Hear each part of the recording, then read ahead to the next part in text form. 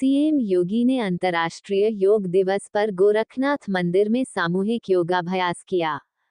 मुख्यमंत्री योगी आदित्यनाथ ने कहा कि योग भारतीय मनीषा की अनुपम देन है।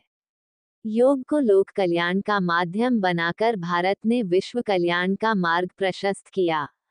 यही वजह है कि आज 11वें अंतर्राष्ट्रीय योग दिवस पर भारत ही नहीं बल्कि दुनिया के करीब 190 देश भारतीय योग की विरासत के साथ जुड़कर गौरवान्वित हो रहे हैं।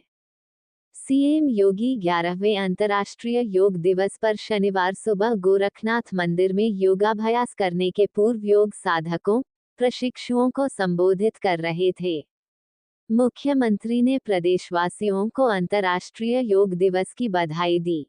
महंत दिग्विजयनाथ स्मृति सभागार में आयोजित कार्यक्रम में उन्होंने कहा कि योग भारत की ऋषि परंपरा का ऐसा मंत्र है जो स्वस्थ काया के साथ स्वस्थ मस्तिष्क भी उपलब्ध कराता है। भारतीय मनीषा ने योग के महत्व को प्राचीन काल से ही विस्तृत रूप से अवगत कराते हुए कहा है, शरीर माध्यम खलु धर्म साधनम। शरीर ही धर्म के पालन का साधन है। सीएम योगी ने कहा कि मानव जीवन के चारों पुरुषार्थ धर्म, अर्थ, काम, मोक्ष की प्राप्ति स्वस्थ शरीर से ही संभव है। स्वस्थ शरीर ही सांसारिक उत्कर्ष और आध्यात्मिक उन्नयन का माध्यम है। धनोपार्जन से लोक कल्याण हो, कामनाओं की पूर्ति हो या फिर मुक्ति का मार्ग, इन सब के लिए स्वस्थ शरीर ही माध्यम है।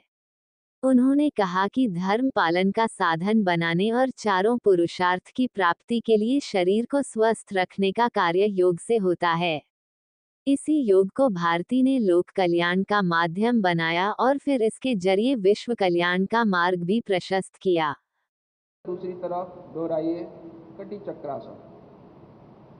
अब दाहिनी हथेली को बाएं कंधे पर रखिए। 21 जून 2015 से लेकर के लगातार केवल भारत ही नहीं, दुनिया के लगभग 190 देश भारत की इस योग की विरासत के साथ जुड़कर के अपने आप को गौरवान्वित महसूस करता है। भारत की इस योग की विरासत के साथ भारत की ऋषि परंपरा के प्रति हम सबका एक कृतज्ञता भी है।